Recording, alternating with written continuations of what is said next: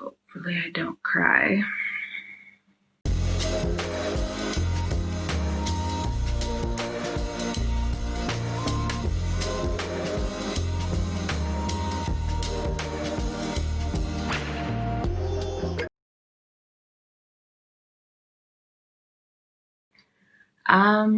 I have to say that it started a little bit over a decade ago. Back in 2010, I had a major life altering change happen in my life that shook me, to say the least. Completely changed the trajectory of where I thought my life was going, and I'm still recovering from it. Um, it was really hard. I don't want to go into too many details about it, but I lost a lot. I lost stability. I lost relationships. I lost my sense of self. Um, I have my notes here. Um, and it was just really big, you know? And it sort of was the catalyst that set off everything that has happened to me and that has led up to me battling with mental illness. Um, I suppressed a lot that year for a while because I realized how I was taking that event was affecting those around me. So I ended up suppressing a lot, but that doesn't help, guys, at all. A lot of things overflowed once I had had enough, and there were some moments that were super dark that I don't ever want to go back to. um, I was sick a lot back then, physically, and I started to skip out on things that I loved. I was a nerd, still am a nerd. Skipped out on school, skipped out on going out with friends, skipped out on socializing with my family.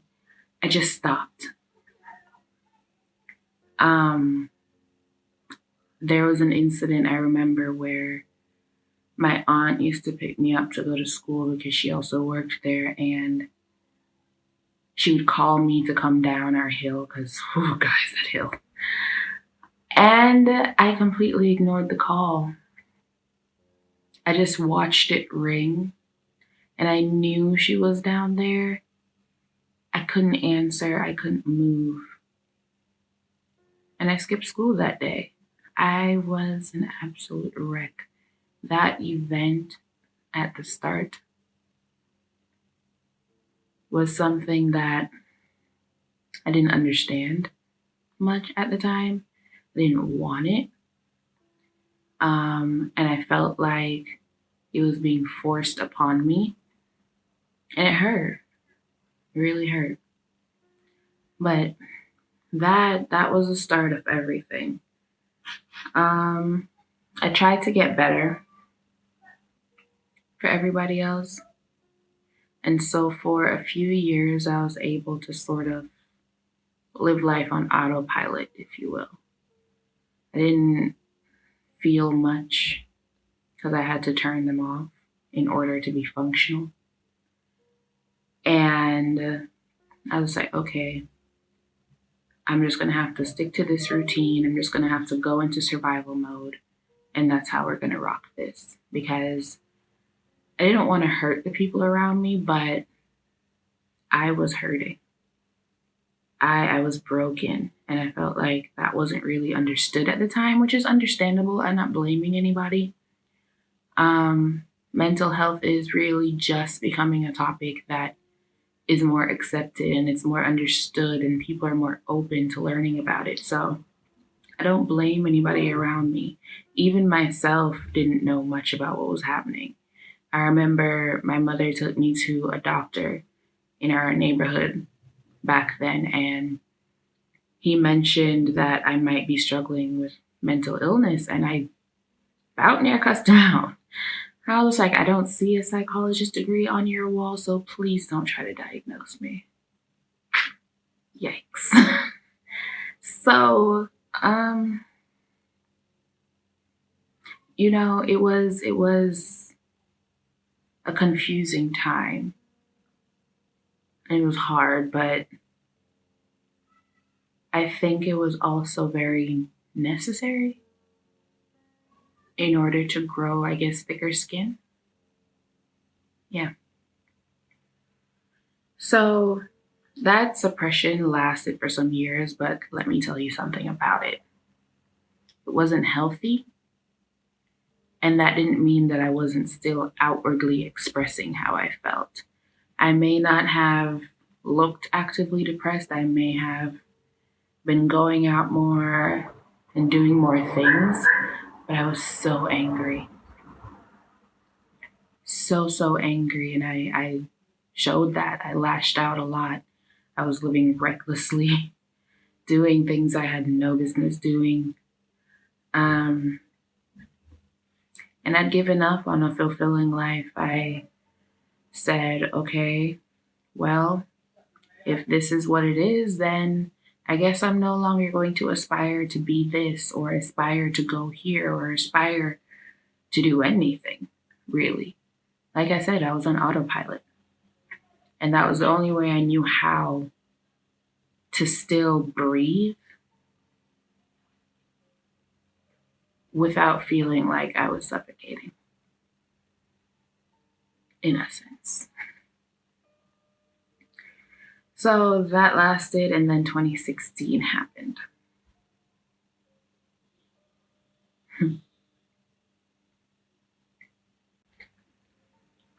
So I started therapy that year.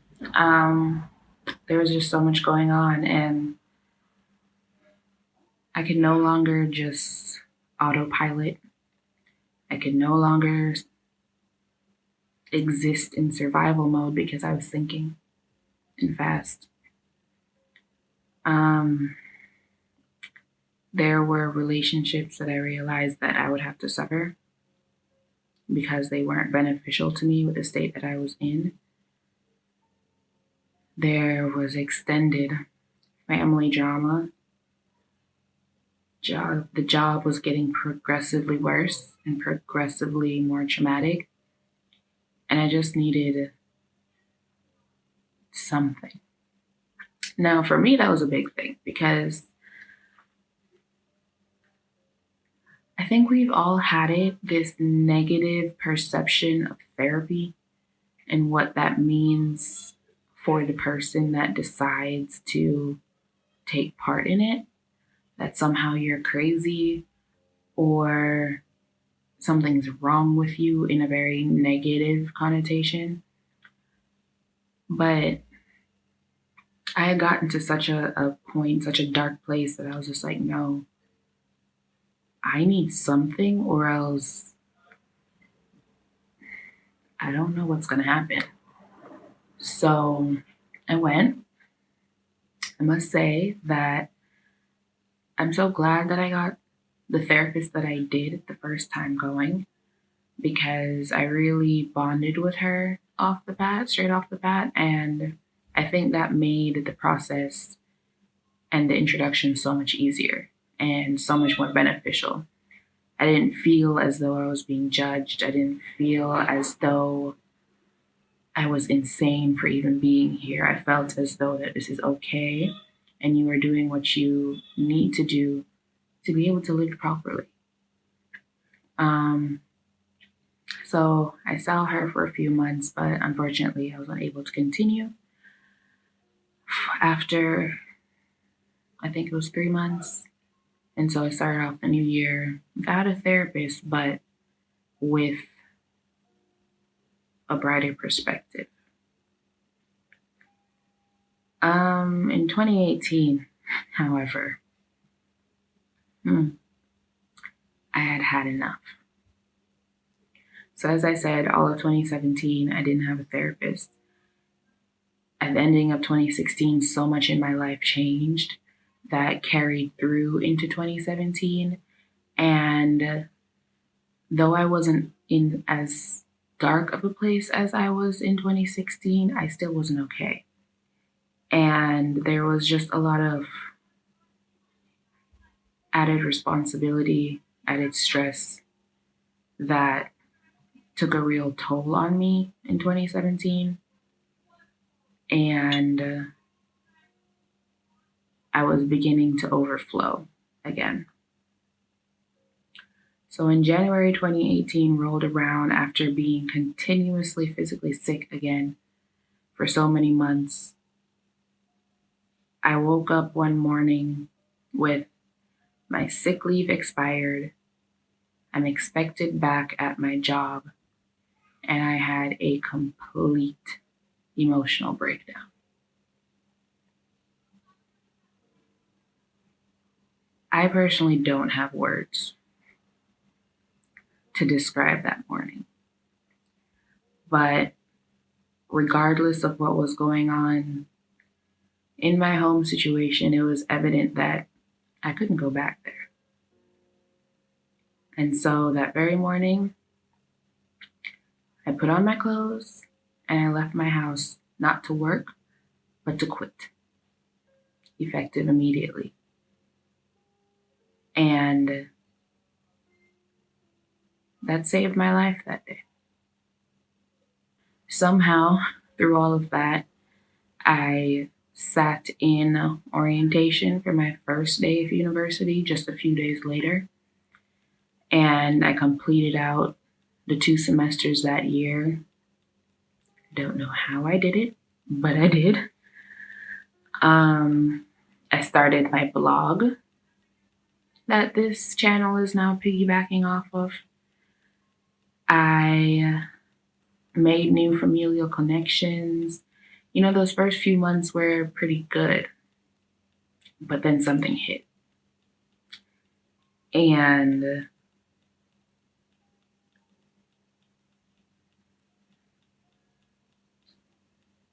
I don't know exactly when things changed, but I started having panic attacks and I started feeling so worried about every little thing, feeling unsafe constantly, and just feeling on edge. And so I went to one therapy session after being gone for an extended period. I didn't end up continuing because I didn't feel like I meshed with that therapist well. But that was the first time that social anxiety was mentioned to me. And um,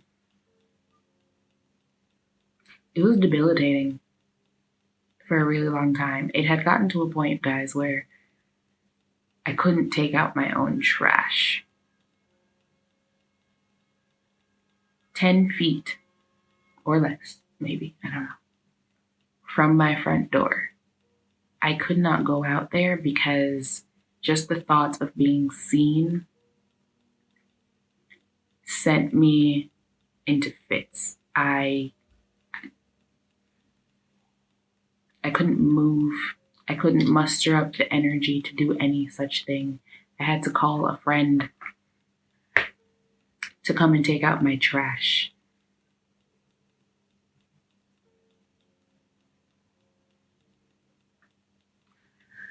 Um, but that year, I was still going to school, and so I had to move to a new parish. Um, Tried CBD oil for the first time. I knew I needed something extra to help me, but I didn't want to be on medication at all. And so I said,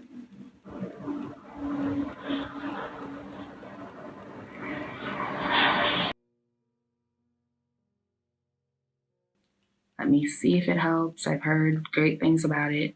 And while I don't knock it, I just think that for the place that I was in at that time, it wasn't enough for me. Um, at that time, social anxiety was at an all time high. I didn't know the ins and outs of everything as yet, but I couldn't go anywhere on my own. I couldn't walk down the street to the shop. Cashing out at the supermarket was, yeah, I'm not going to do that. Phone calls, no, thank you. So I remember one night I had a major, major panic attack to the point where I literally thought that this was it. That was it. And so mom took me to the doctor. They told me that it was just a panic attack, and they actually prescribed me medication, amitriptyline. That thing turned me into a zombie, but it was necessary at the time, I suppose. And they actually referred me to my local mental health clinic. And some weeks later, I finally went over there. That also was not a great experience. They continued my meds over there for a while until we changed to a different type. What is that called again? Don't remember. Hey, Ma, what was my medication called again? The last one? What was my last medication called again? I don't remember. Wow, I forgot about that. But yeah, we changed to another one that was much better because the first set, the amitriptyline, complete zombie. I was useless to myself. I was in bed all day, every day, which you might think is a good thing, but if you know depression, you're in bed all day, every day anyway. So how is this really helping? Um, so along with seeing a psychiatrist there, however, they started me with their psychologist as well. And I'm still seeing her to this day, granted at a new facility, because I needed that change. And we'll get to that in a little bit. But that she is the first one that officially diagnosed me with social anxiety disorder and agoraphobia, in addition to the major depressive disorder and general anxiety disorder that I was diagnosed with back in 2016. And so the social anxiety disorder and agoraphobia is what covered all these new symptoms that I was experiencing. So around June, however, of 2019, I stopped going to that clinic, that local clinic. The experience there didn't help my mental health, so I didn't see the point. As well as there was something that I was pushing for at the time that I had hoped would have changed a lot for me, but it didn't work out. And so I had severed ties, but ended up needing to go back to a psychologist. And so that is where the previous psychologist from that clinic comes into play today, but at a different facility. Um, Started weaning off my meds around the same time because I woke up one morning 30 pounds heavier, and that was not okay with me at all. I struggled a lot with my weight when I was younger because of asthma medication, and I had gotten to a point where I was okay with my body. So for that to happen was really distressing. And I did speak to the psychiatrist about it. She didn't take it seriously. And so I took it upon myself, off my own initiative to wean myself off, as well as wean myself off of birth control. So that was a thing. In 2019, around the ending of the year, I also unofficially went back out into the workforce, which, well, you've been listening to the rest of the story. You know that's a big thing. That didn't last for long, though. It was something that I needed to stop doing for a number of reasons. And then I also suffered another major disappointment the ending of last year.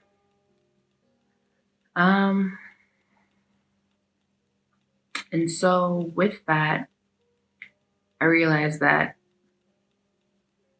I needed to go back to therapy. And so for the last 11 months, I've been going to therapy consistently.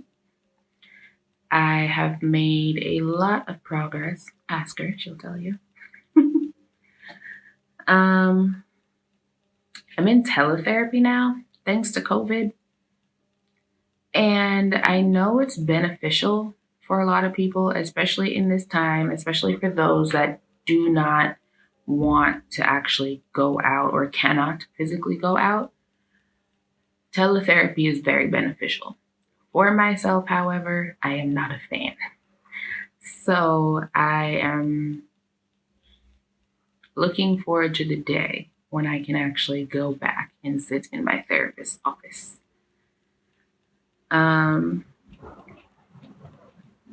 So from this little story, the last 4 years of my life have been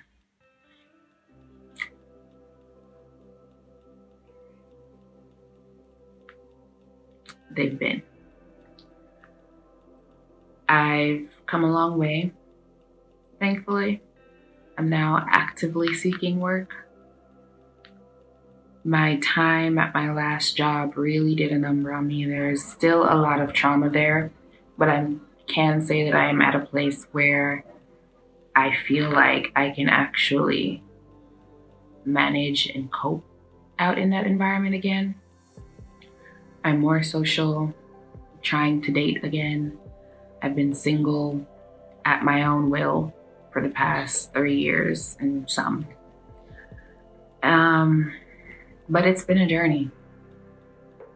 I tell you all of this not to bore you, I hope. Not to scare you, but to show that there is hope to be had. It's been a lot, and I hope that you can learn from my struggles. You can help someone else that may be going through a rough time. See the signs, maybe. Because if it's one thing that we need as people struggling with mental illness, it's support.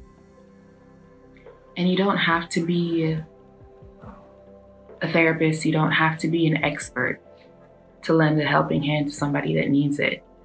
Simply acknowledging the pain that they say that they are feeling is enough. And it goes a long way. So yeah, thanks for listening to my little story.